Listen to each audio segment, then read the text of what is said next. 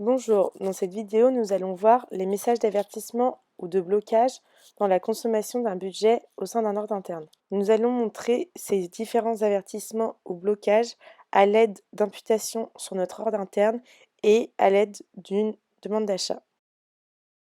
Pour effectuer une imputation sur un ordre interne, il faut se rendre dans Écriture réelle, puis cliquer sur Imputation et choisir la transaction KB21N.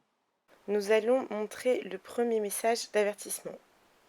Pour cela, on indique une quantité qui représente entre 80 et 90% de la consommation du budget total.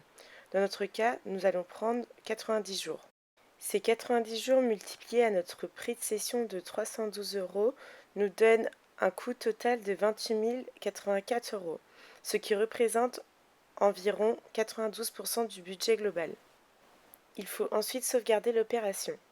On remarque à ce moment-là une fenêtre s'ouvre et nous indique qu'un contrôle des disponibilités est fait. Puis un message en dessous apparaît nous indiquant que le budget est presque épuisé. Dans ce premier cas, aucune alerte est envoyée au responsable budgétaire. Nous allons montrer le deuxième type d'avertissement avec l'exemple de 100 jours. S'agissant d'imputation réelle, le montant des 100 jours est multiplié à nos 312, c'est-à-dire le prix de cession réel.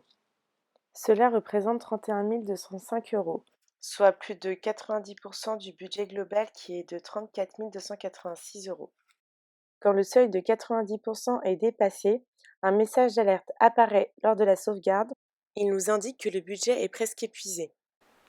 Le projet a actuellement consommé 100 jours. Il faut donc valider l'opération malgré les messages qui apparaissent.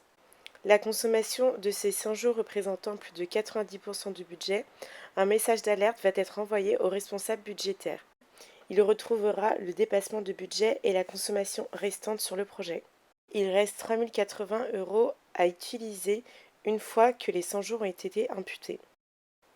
Nous allons montrer le troisième type d'avertissement qui entraîne le blocage de l'opération. Nous allons effectuer cette démonstration à l'aide d'une demande d'achat.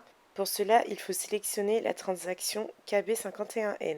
Il faut indiquer les informations nécessaires comme vu dans la vidéo Saisir une demande d'achat. Dans la partie Valorisation, nous voyons que le prix de l'article est de 500 €. Sachant qu'il nous reste 3 080 € de budget, en commandant cet article, nous arriverons à 3 500 €. On dépassera donc notre budget global de 420 €. On valide ensuite notre opération. Comme attendu, un message d'avertissement apparaît et nous avertit que notre saisie dépasse le budget. Il est donc impossible de commander cette quantité par rapport à ce qui nous reste dans nos disponibilités. Le budget restant étant de 3 080 €, nous pouvons saisir que 6 quantités. On peut alors valider notre opération. La consommation globale du budget atteindra presque les 100%. Il nous restera donc seulement 80 € comme disponibilité.